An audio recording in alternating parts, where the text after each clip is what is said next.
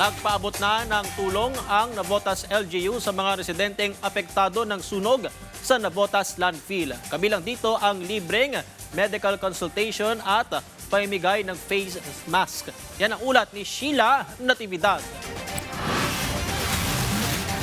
Malaulap na usok na tanaw sa Himpapawid. Ganito pa rin ang sitwasyon sa barangay Salambaw sa Obando, Bulacan na apektado ng nasunog na sanitary landfill sa Navotas City. Bagamat isang linggo na ang lumipas matapos maideklarang under control ang sunog, dumadaing pa rin ang mga residente. Pangingisda kasi ang pangunahing hanap buhay sa Obando, pero higit dito, kalusugan nila ang nalalagay sa alanganin. Talagang atintindi ng usok maitim.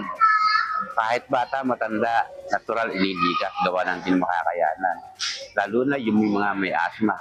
Kwento ni Tatay Angelito, may pagkakataong lumikas siya sa tulong ng lokal na pamahalaan, pero mas pinilian niyang manatili dahil walang magbabantay sa kanilang tahanan. Pangamba rin ng mga residente ang pagsapit ng gabi dahil ang usok na sumisimoy mula sa landfill ay makapal at maitim na nagdudulot ng halos zero visibility.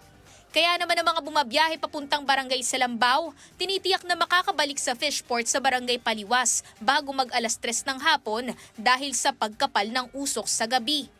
Nagsagawa na ng inspeksyon ng lokal na pamahalaan ng Obando kasama ang Department of Health at binigyang prioridad ang mga konsultasyong pangkalusugan sa mga residente. Mahigit 300 individual o nasa 100 pamilya ang apektado ng insidente.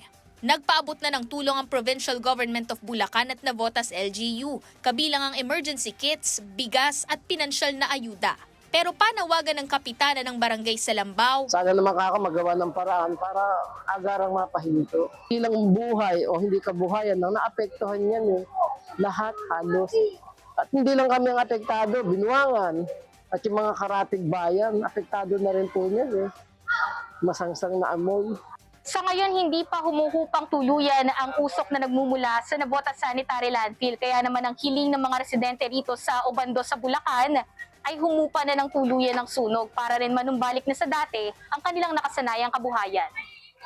Sheila Natividad para sa Pambansang TV sa Bagong Pilipinas.